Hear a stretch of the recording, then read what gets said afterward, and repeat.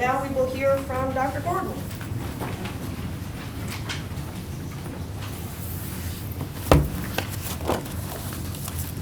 Hey, good morning. Good morning. So the title of my paper is Always in Love with Great Ends, Pearl S. Buck's Response to Sun Yat-Sen and His Nationalist Revolution. At one point in her 1949 book, American Argument, Pearl S. Buck confesses, quote, "Perhaps I am always in love with great ends," unquote. Her appreciation for great, nearly unachievable objectives did indeed animate much of her life. In my view, it helped shape her outlook on 20th century Chinese revolutionary Sun Yat-Sen as well. To begin with, we need a little familiarity with Sun himself, independent of Ms. Buck's view of him. China's final dynasty, the Ching Dynasty, lasted from 1644 to 1912. It featured the rule of an ethnic group from north of China called the Manchus. Sun Yat-Sen was born in 1866 into a village in the far south, a region that typically disliked northern China, never mind nomads from north of the Great Wall. Sun's subsequent life falls into three broad parts. Number one, growing up on China's margins and becoming a Western-style medical doctor. Number two, networking among a motley crew of potential revolutionaries to overthrow the Manchu Qing dynasty. And number three, working furiously to save his revolution from dictatorship and warlordism after that revolution overthrew the Qing dynasty in 1912. As a revolutionary, and for a brief period president of the Republic of China, Sun set forth what he called the Three People's Principles, namely nationalism, democracy, and people's livelihood. Both the Republic of China in Taiwan and the People's Republic of China on China's mainland give at least lip service to these principles even in the 21st century. Conversely, when Sun was alive, he was disliked by many foreigners and Chinese alike. By foreigners who saw him as a threat to their privileges in China, and by Chinese who saw him as a threat to Chinese unity under other favored political figures. It is clear that many vectors of the struggle to modernize China and restore its dignity flow through both Sun's life and the numerous efforts to interpret his life. Now, let's return to Pearl S. Buck. To my knowledge, she expressed her views on Sun Yat-Sen in 4 locations. Number one, a 1944 didactic play called Sun Yat-Sen that first appeared in her husband's Asia and the Americas that Dr. Yao just referenced. Number two, a 1953 children's book for the Landmark Books series entitled The Man Who Changed China, The Story of Sun Yat-Sen. Number three, occasional remarks in essays from the 1940s that appear in her 1970 compilation China as I See It. And number four, certain passages from her 1954 autobiography My Several Worlds. All of these sources come from after Buck became famous. That is, after the release of The Good Earth and after she received the Nobel Prize for Literature in 1938. Thus, she is writing for a potentially substantial audience. Let's look a little at each of these sources. First, there's the play titled simply Sun Yat-Sen. The version that I consulted was a pamphlet published by the China Campaign Committee, a British organization dedicated to raising money to aid China in its struggle against Japan during World War II. That version ran to only 15 pages. In terms of content, it is the most reverential towards Sun of our 4 sources. Short scenes idealize Sun as a bold child, a patriot, a kindly doctor, a Christian, an adept fundraiser, and above all, a man dedicated to the Chinese people. The scenes make extensive use of melodrama. For example, the last 2 lines of the play, as Sun lay dying, are those of Sun and his final wife, Sun Qingling. Here are the lines, together with Buck's stage directions. First, Sun's final words. Qingling, Qingling, never forget the people. And the stage directions. He dies, and she puts down his hand gently, stands for 1 second looking full at the audience. The scene fades except for her figure. She speaks to the audience. And then her line, I never forget. Both despite and because of its melodrama, I suspect that this was an effective play in its time and place, provided that skilled actors were utilized. Without the backdrop of war and the proximity to Sun's life, he died less than 20 years prior, the play would probably fall somewhat flat. Before moving on to Buck's biography of Sun, I do want to underscore the prominence of Sun as fundraiser in this play. This was, in fact, an important aspect of his life's work, but I was a bit surprised by it, given the play's preference in other respects for fast-paced drama. As the play itself was intended to raise funds, perhaps the prominence of Sun's efforts at fundraising functioned as an additional, subtle reminder to audience members to contribute to the war effort. In either case, it's a good point about Sun. He was assiduous in raising money for his causes. Now let's turn to Buck's landmark children's biography titled The Man Who Changed China. So this is our second source. This is where Buck expresses her views on Sun at the greatest length. The book is 181 pages long, giving Buck plenty of opportunity to present and comment on various aspects of Sun's activities. On the other hand, it is a children's book, with the clear aim of arousing and maintaining children's interest in our main character. Accordingly, Buck may emphasize those aspects of Sun's life that she feels would interest American children, even if she as author has other views regarding what is genuinely more or less significant. I'll assume that the book largely reflects her actual views, while keeping in mind that not only her style, but her content might have differed had she written a biography for an adult audience. As a historian, I have to say that the book has a certain number of inaccuracies at the level of detail. For example, she claims that the revolt that led to the overthrow of the Qing dynasty began in Jiangxi province. Actually, it started in Hubei province. She also states that Sun's alias in Japan was Nakagama. Actually, it was Nakayama. Nakayama is a common Japanese name that, pronounced in Chinese as Zhongshan, became the main name by which Sun would be known in China. Buck also appears to have made up a few anecdotes. For example, during the period in which he organized abroad against the Manchus, she places him at one point in Nanjing, where, she says, he was hiding on a boat and a man came and said he'd been offered $5,000 to capture him. Sun dissuades the man, who then, quote, hanged himself for even thinking of betraying such a man as Sun Yat-Sen, unquote. I've never encountered this anecdote elsewhere. It seems odd that someone would hang himself for having considered betraying Sun, as opposed to actually betraying him. And it also seems odd that Sun would be present in Nanjing, a city inside China, during a period in which the government had placed a high price on his head. Overall, in a case like this, I think Buck is exercising her creative imagination to highlight the degree of danger that Sun faced during his years on the run. In terms of what Buck aimed to accomplish, such inaccuracies may matter little, as other works in the landmark biography series likewise played fast and loose with historical accuracy. I think the book does capture the flavor of Sun's life fairly well. Where it may err at the level of emphasis is through its overwhelming stress on Sun's Western contacts and through its neglect of internal dissension within the groups Sun founded and led. While Sun's Western contacts were quite important, his Japanese contacts mattered greatly as well. Perhaps she steered clear of these in part because she was writing less than a decade after World War II. And while Buck presents Sun as almost naively focused on his goals, she misses the degree to which he was a sharp operator working to lead organizations full of other sharp operators. Indeed, with this backdrop of continuous infighting, it's surprising that either he or his motley followers were able to accomplish much at all. Again, though, it's a children's book, with juvenile literature's predilection for stories of individual triumph over adversity.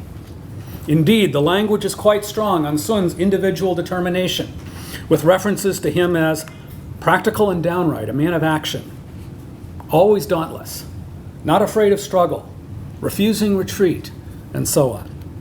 Regarding Sun as a child, Buck remarks that, quote, never was such a boy for climbing high to get what he wanted, unquote. And as in the play, so in the biography, Sun is a man of the people. Here that means that he stands in contrast to reformers like Kang Youwei and Liang Qichao, who wanted to transform the Qing dynasty into a constitutional monarchy rather than abolish it altogether. In Buck's telling, they were pompous aristocrats in contrast to Sun. Remember this view, because Buck will write differently of these reformers elsewhere. My impression is that for Buck, Sun fulfills certain expectations about manhood itself. In her telling, he lifted himself up from boyhood poverty to political prominence by his own bootstraps, never letting external circumstances crush his spirit. It is almost as though Buck has certain boxes in her mind that she checks off as she looks over Sun's life work. Determined, check. Nurturing, check. Open to foreign ideas, check. Despite my depiction, in the later part of the book, Buck expresses some doubts about Sun, rendering him in the end a flawed hero. The first doubt appears as she writes of his short period as president in 1912. Quote, China is always reckoned time by the moon. Now Sun decided she was to reckon time by the sun, as the Western peoples did. All the old feast days, which the Chinese people had enjoyed for centuries, would be upset, but Sun did not care. Perhaps he did not care enough. Perhaps he had been lonely too long and far away from the life of his own people, unquote. This tracks with the criticism she makes elsewhere, namely that Sun was excessively influenced by his long periods of residence abroad as he organized against the Manchus. Another criticism she makes, both in the book and in other essays, is that Sun was better at destruction than creation. Here is a slight condensation of her expression of this in the biography, slightly long quotation. Quote, Sun Yat-Sen, while he was and will forever be an inspiration to his people, was nevertheless not a good organizer. He knew how to make people think and feel. He could make them long for liberty and a better life. He could persuade them to action. But like so many other revolutionary leaders, once the revolution was over, he could not set up a sound and workable government. He could overthrow, but he could not build up, unquote. So, Sun had his limits. And, to use a biblical metaphor Buck doubtless knew, he could not lead his people into the promised land. Others would have to continue what he started. I'll return to the biography a little later, but for now I'd like to move on to our third source, which is Buck's essays as collected in China as I see it. There are no essays specifically focused on Sun. In her overviews of 20th century China, though, he comes up fairly often. For example, in one essay, Buck restates her destruction-creation theme. Quote, it is seldom the same man who can overthrow and build up again, and Sun Yat-sen's attempts to build were failures, unquote. In another essay, she elaborates that anti-Manchu rebels led by Sun had, quote, found it impossible to establish a government. In the first place, they did not know how. In the second place, they had no army. In the third place, they had no money, unquote. We're moving rather far from the voluntaristic tone in Buck's play and biography. Here's more. Quote, the greatest lack in the nationalist movement was something to inspire the people. Even Sun Yat-sen had not been an inspiring figure. Good soul that he was a plotter, not one who, if he were lifted up, would draw all men to him, unquote. In my view, Buck is not simply contradicting herself. Sun had few resources, as she notes, and he was not inspiring in a flashy way, but rather earned respect through his all-too-plodding faith in his mission, something like her faith in her mission. Sun certainly had great ends, but their packaging may have left a fair amount to be desired. Now, on to our fourth source, which is Buck's autobiography, My Several Worlds. This volume contains still more discussion of Sun. She states of her knowledge of Sun in the 1910s that, quote, his name I had long known, but it was always surrounded by doubt, for no one knew what to think of him, unquote. It is quite plausible that people in the anxious community of foreign expatriates in China in the early 1900s viewed Sun in this manner. In contrast to Sun, Buck states, quote, the two men whose names were magic at this time, to me as well as to my young Chinese friends, were still Kang Youwei and Liang Qichao, unquote. Kang in particular had written a book called Confucius as a Reformer that argued that if Confucius were alive in modern times, he would support extensive reforms in China's political system and everyday social life. Buck states of Kang that, quote, he was concerned that China ought not to be a republic and that her people were not ready for this form of government. He was right, of course, but unpopular, as those who are right at the wrong time always are, unquote. Here it is not Sun, but his political opponent Kang, whom Buck praises. And if we think about Buck's overall views regarding China in modern times, this makes sense. She sought to see China modernize aggressively while keeping as many of its traditions as possible. Sun leans toward the aggressive modernization side with his insistence that China's dynastic system be abolished and replaced with something contemporary. Kang, on the other hand, manages to retain a significant measure of tradition with his notion of constitutional monarchy. With Kang, modernity enriches tradition. With Sun, politically at least, modernity replaces tradition. We can guess which Buck would really prefer. One more way to think about Buck's views on Sun is to compare them with her views on Sun's successor as leader of the Nationalist Party and State, Chiang Kai-shek. Chiang Kai-shek led the Nationalist Party and State from the mid-1920s to the mid-1970s, long after the Republic of China had moved to Taiwan. 5 minutes? Okay. Buck's view of him tended to be negative, though often with qualifications. For example, in a 1949 New York Times essay included in China as I See It, she states of Chiang that, quote, he has never quite had the courage to put his sword aside and take up the far more skillful and difficult business of serving his people, unquote. Indeed, again on Chiang, quote, he was weaned on war, militarism is all he knows, and it alone he trusts, unquote. This accords well with her overall dim view of male dictators as expressed in her 1941 book Of Men and Women. And later, in assessing the rise of communism in China, she states of Chiang Kai-shek that his, quote, suspicious nature, his own limited experience, drove away from him many able and imaginative men who might have saved his government, unquote. She was particularly concerned that the ultra-rich relatives of Chiang's wife, Sun Mei-ling, pulled him far in the direction of excessive westernization and financial corruption. How did these views interface with her views of Sun? In her 1944 play, she pointedly refuses to mention Chiang Kai-shek even as she extols Sun Qingling. Remember the scene I quoted earlier, where Sun's final words to her are to never forget the people, and she says that she'll never forget? By 1944, when the play was written, Sun Qingling had moved considerably to the left of Sun. Meanwhile, Qingling's sister, Sun Mei-ling, Chiang Kai-shek's wife, had helped cement Chiang's move substantially to the right of Sun. By leaving out Chiang and Sun Mei-ling, even as the allies of World War II had aligned themselves with nationalist China, Buck is strongly indicating her preference for a leftward interpretation of Sun's legacy. So far, so progressive. How about her landmark biography written in 1953, so 9 years later, after the Communist Revolution? In the latter part of this longer work, Chiang Kai-shek appears fairly often, and the references to him are positive. Indeed, she contrasts Chiang's realistic assessments of people around Sun with Sun's own over-positive assessments. For example, in the early 1920s, an erstwhile ally, Chen Zhengming, turned against Sun.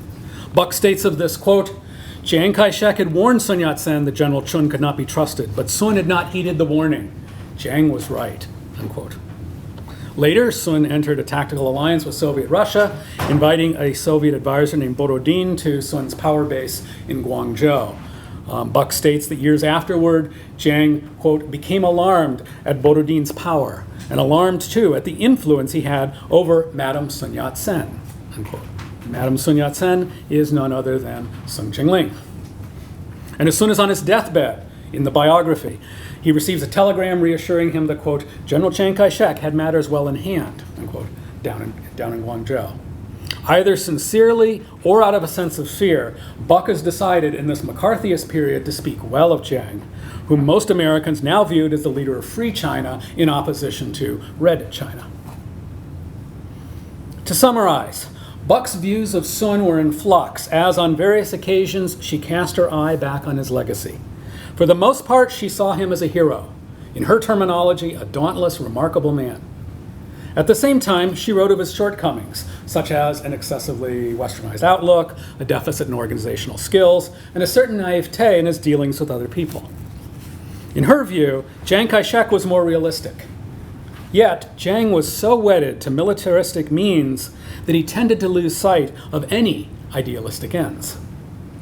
As Buck, herself, was always in love with great ends, this would cause the scales of her judgment to tip, overall, in favor of Sun Yat-sen. Thank you very much.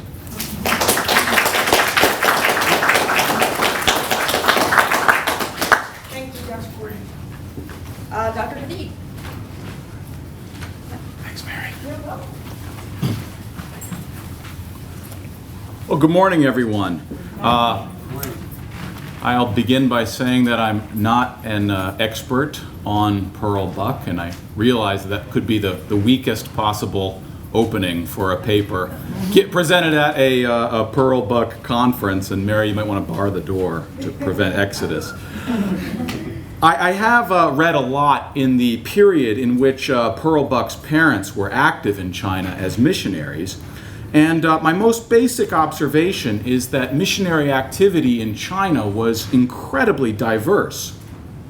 Yes, you had conventional evangelists like Pearl Buck's father, Absalom, who would itinerate in a traveling ministry along a circuit of outposts. But you also had missionaries, and lots of them, engaged in other sorts of activities, many of which were more humanitarian than they really were evangelical.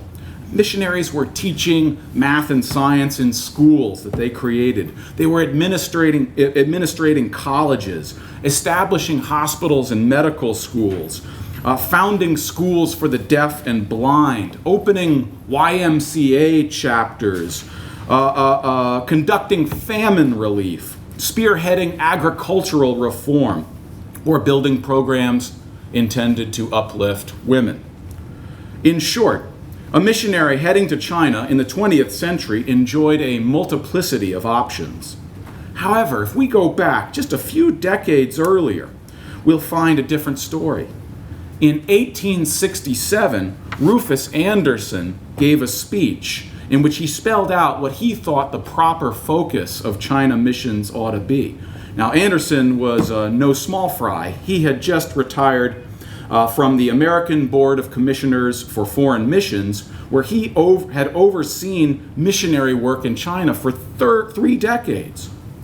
And he stressed that missionaries must preach the gospel and never become sidetracked with starting schools or healing the sick or publishing magazines.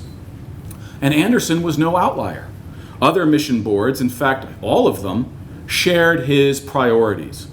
Preach the gospel, become an itinerating missionary. So how do we get from point A to point B? How do we go from this missionary mono method to this Cambrian explosion of evangelical diversity? One possibility is that there was a gradual but inevitable evolution. However, I'm going to argue something a little bit different.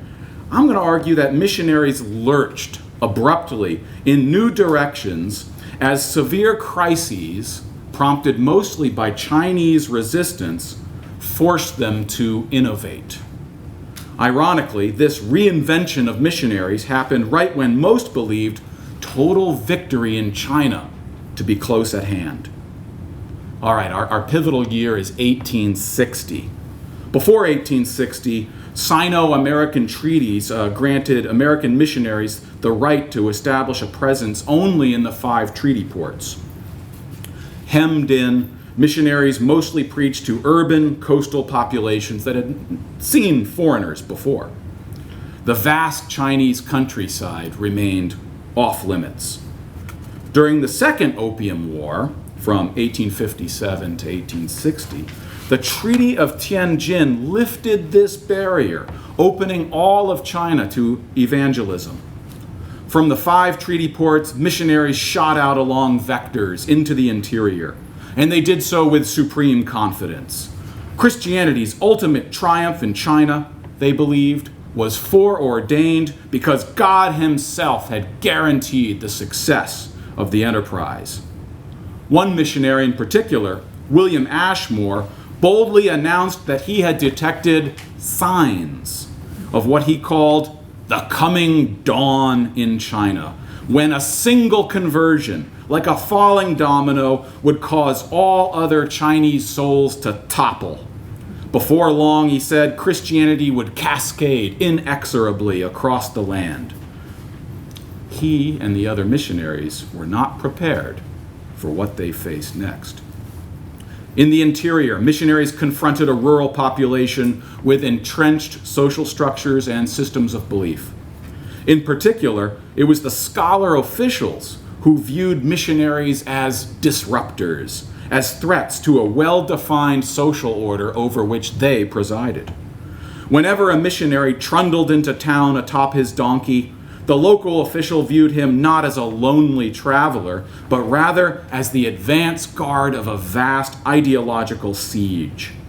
The official could not tolerate a future in which a missionary lived in his jurisdiction, disseminating an alternative ideology to the Confucianism out of which the official's power, status, and authority flowed.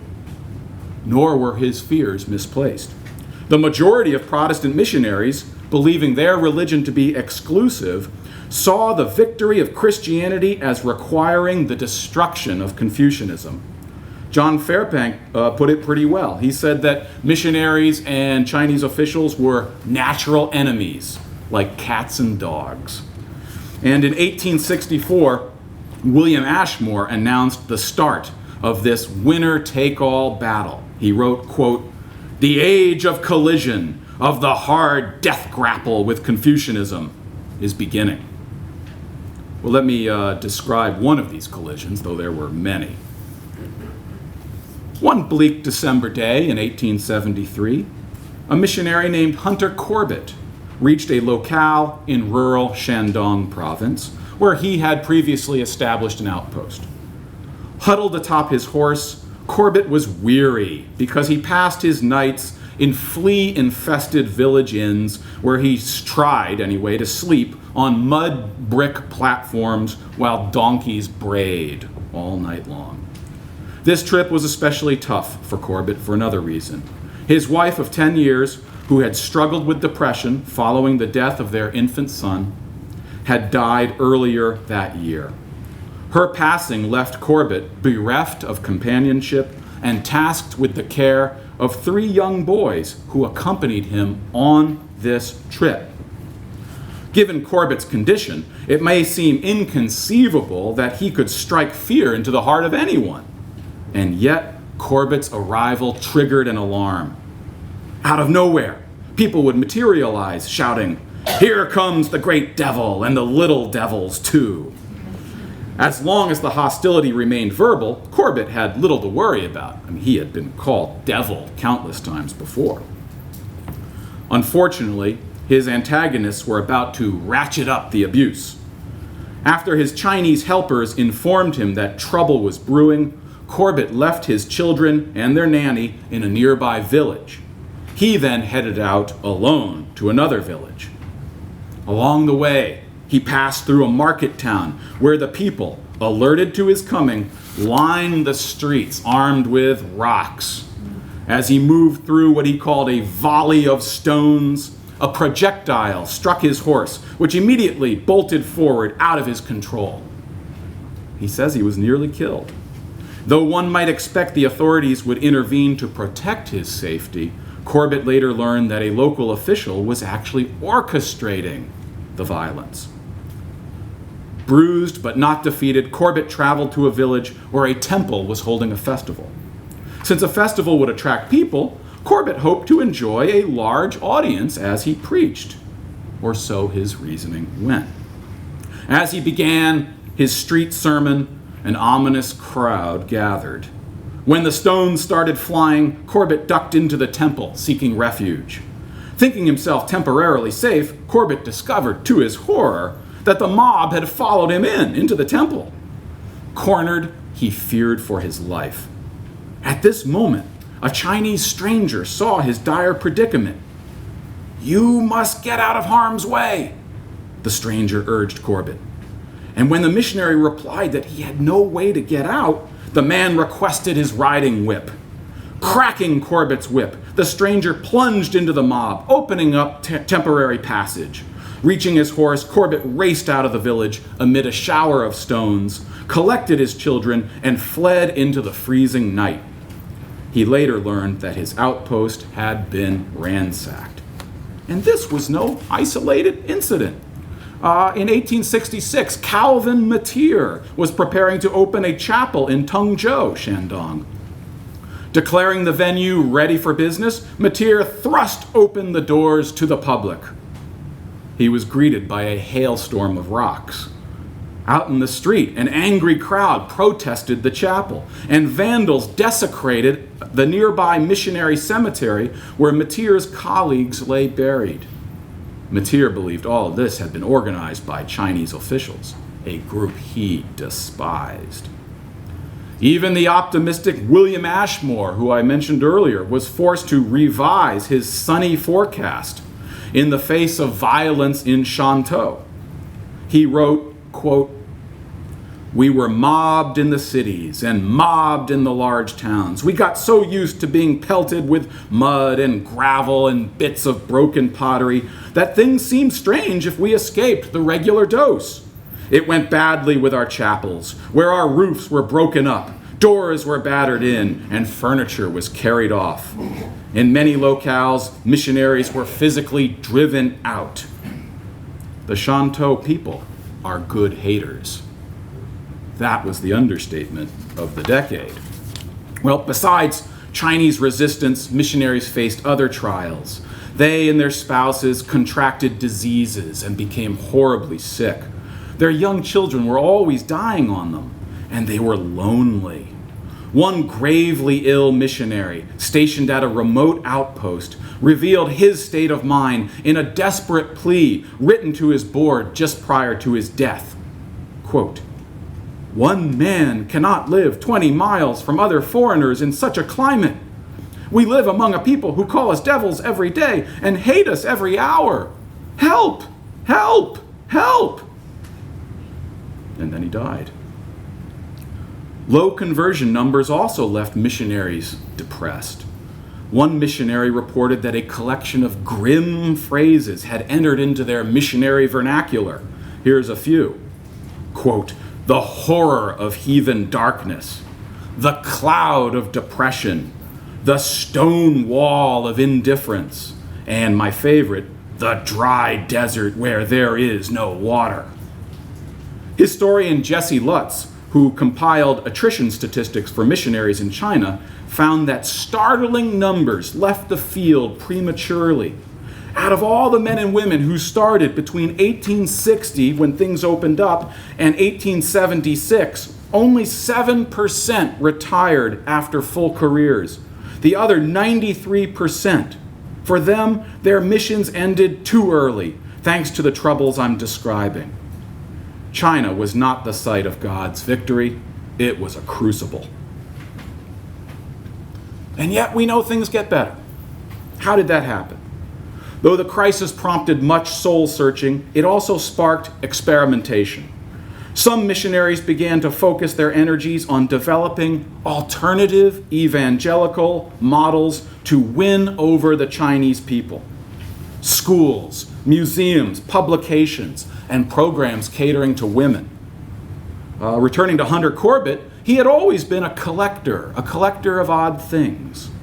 In Chifu, he enjoyed showing his stuffed birds and colorful rocks and mechanical devices to the Chinese, who showed great curiosity in the strange objects from the outside world. At first, he gave scarcely a thought to his hobby and the eager onlookers it attracted.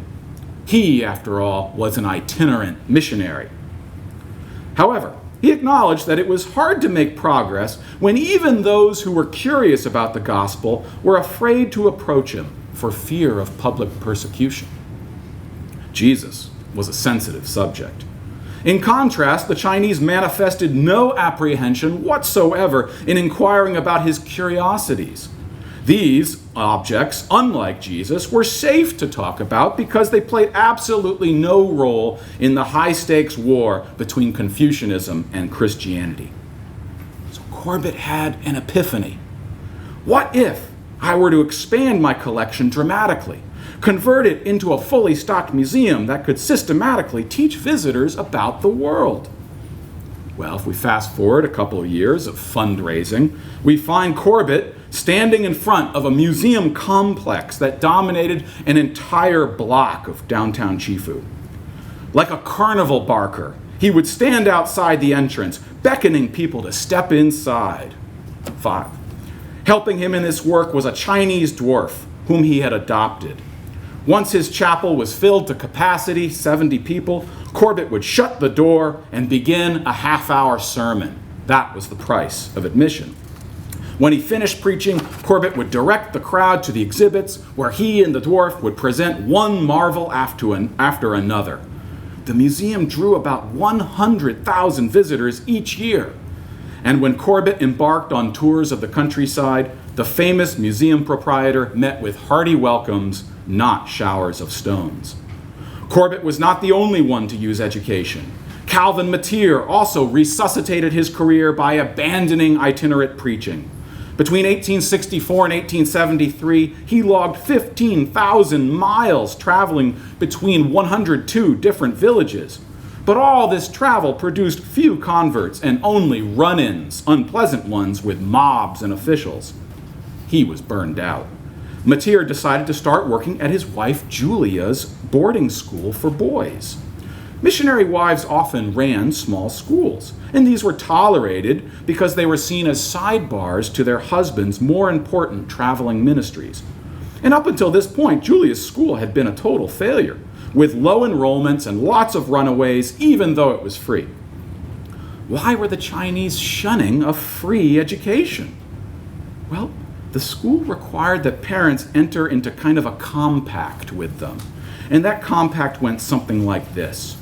Your son will receive a free education, including room and board, which features training in the Chinese language taught according to Western methods. In exchange, you must commit to 6 years, during which time we will expose your son to Christianity. Many parents feared that the combination of Western teaching methods and Christianity would make their sons less Chinese, and by doing so would hinder their sons' ability to find work, get married, and lead normal lives. It was better to have no school than this school. In the 1870s, Calvin and Julia Matier revamped the school. First, they hired Confucian scholars and allowed the latter to use traditional Chinese pedagogies to teach pupils. So there was lots of loud reciting of memorized passages from Confucian classics. Calvin Matier, the unapologetic hater of all things Confucian, now presided with his wife over a school in which Confucian teachers taught Confucian texts using a traditional Confucian pedagogy. Second, Matier started beefing up the math-science curriculum, which families did like, and he even taught the classes himself. And third, the Matiers arranged for their very best students to take the civil service exam.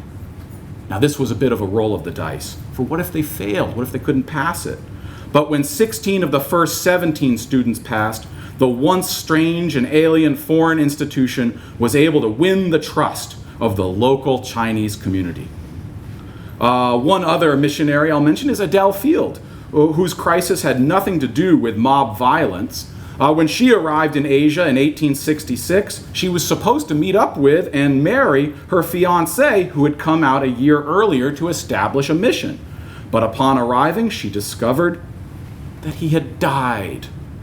And what to do now? Well, after recovering from the blow, she tried to become a single female missionary, which was not yet a thing. Lonely and depressed, she made bad choices. She got stoned on hashish, and she spent too much time with the U.S. consul when his wife was away. The relationship was probably innocent, but it looked bad, and the Baptist Mission Board recalled her. Well, they exonerated her, and they sent her to Shantou to work with William Ashmore. And given a second chance, Field did not disappoint. And her innovation was to move the Chinese woman away from the periphery into the center of her missionary project. She built a program called the Bible Women, and it worked like this. She would visit dozens of villages and recruit women of character, often women who were middle-aged or older. They could more easily enter Chinese homes. They weren't seen as threats. Next, she brought these women, 30 at a time, to her facility in Shantou for 2 months of training. Here, she taught them how to memorize and retell orally in the vernacular versions of key Bible stories. And when they could repeat these stories by memory and hold an audience's attention, she would send them out in pairs and to villages to spread the gospel. And in this way, she assembled an army of Chinese women, and they infiltrated the Chinese home. Well, there's many other examples, but I'm going to cut to the chase. These innovators not only created new evangelical models, they brought credibility to the very idea that missionary work could be diverse, that it could be something other than itinerant preaching. Fast forward about 10 years into the 1880s and 90s, and we see the significance of this diversification. On college campuses across America, the student volunteer movement recruited not dozens, but hundreds of new missionaries for China. These college-educated men and women tended to find the newer models attractive, and so they channeled their energies less into street preaching and more into education, public health, famine relief, agricultural reform, and women's programming. The sorts of ideas shared here blossomed into large institutions that changed the nature of China missions. This was the world of Pearl Buck and her parents. The end.